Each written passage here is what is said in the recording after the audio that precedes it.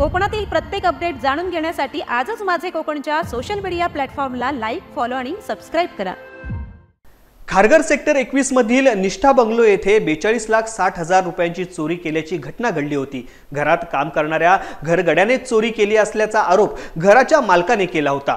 घरमालक व्यावसायिक कामाच्या निमित्ताने बाहेर गावी गेल्या होत्या। याचाच फायदा घेत तेथील घरगडी म्हणून काम करणाऱ्या दौलत परमार राहणार राजस्थान याने घरातून सोन्या चांदीचे व डायमंडचे दागिने, हजारो रुपयांची रोख रक्कम असा एकूण 42,60,000 रुपयांचा ऐवज चोरी केला। याबाबत घरमालक सीमा सिंग यांनी घरकाम करणाऱ्या दौलत परमार याच्या विरोधात तक्रार नोंद केली होती। खारघर पोलिसांनी प्राप्त तक्रारीनुसार सीसीटीव्ही आणि तांत्रिक तपासाच्या आधारावरती आरोपी दौलत परमार याला राजस्थान येथून अटक केली असून त्याच्या जवळून 100% म्हणजेच एकूण 42,60,000 रुपयांचा मुद्देमाल पोलिसांनी हस्तगत केला आहे।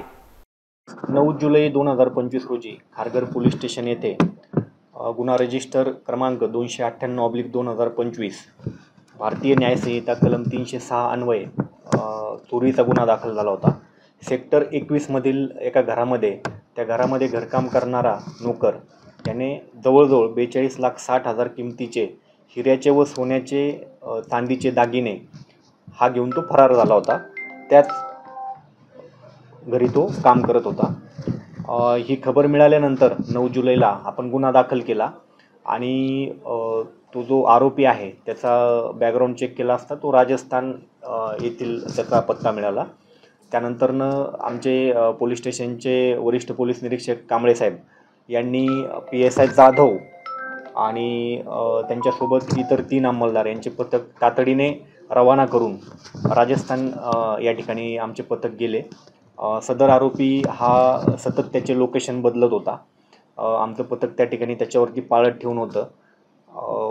त्यानंतरनं आम्हाला अशी माहिती मिळाली की तो हिमाचल प्रदेश या ठिकाणी गेलेला आहे। तर त्या ठिकाणी सुद्धा वपोनी कांबळे यांनी दुसरं पथक त्या ठिकाणी रवाना केलं आणि या व्यक्तीवरती पाळत ठेवून राजस्थानमध्ये याला 15 तारखेला आपण ताब्यात घेतलं। आरोपीला ताब्यात घेऊन जो पूर्ण मुद्देमाल आहे 42,60,000 रुपयाचा तो पूर्ण मुद्देमाल आरोपीकडं चौकशी करून तो पूर्ण मुद्देमाल रिकवर करण्यात आलेला आहे। 100% याच्यामध्ये रिकव्हरी झालेली आहे आणि साधारणतः 6 दिवसामध्ये आपण आरोपी अटक करून 100% रिकव्हरी केलेली आहे।